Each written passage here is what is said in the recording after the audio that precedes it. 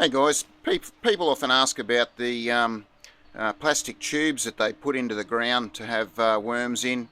They're called worm towers, some people call them. My opinion on those is the problem with them is the surface area you've got to work with is quite small, and you'd have to have quite a lot of them around the garden to make any difference. One thing that I think I saw it somewhere one time, I can't say where, but one thing I picked up was using a 5-gallon bucket in the ground.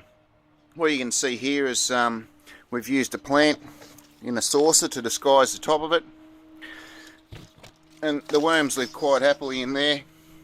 We can feed them in there. Try and get a handful of it out.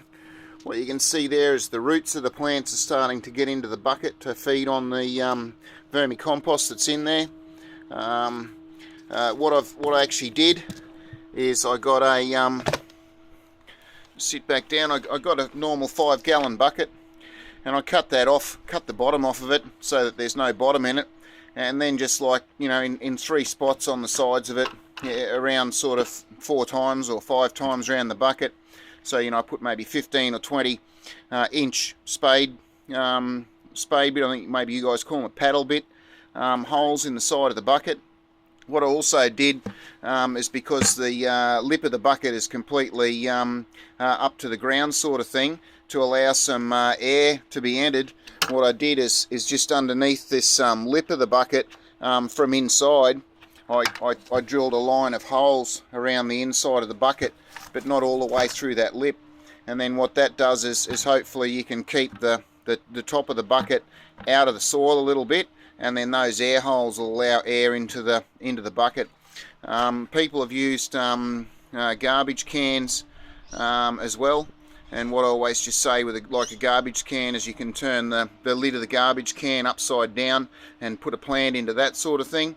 The idea behind putting a plant on the top is not only it makes the thing look nicer than having a bucket lid in the ground there between your plants, but it also creates a cooler zone underneath it. You can imagine if the sun was beating down on the top of the worm farm there, it'll get quite hot in summer. So having a plant there helps keep the worm farm cool and makes it look a lot nicer in your garden. You can also use these sort of buckets if you're intent upon composting your dog manure. You can dig a hole like that somewhere, not in a food bearing garden, and then when the vermicompost from the dog manure gets full enough, you can harvest some worms out of there with a shovel or something to start your next farm with.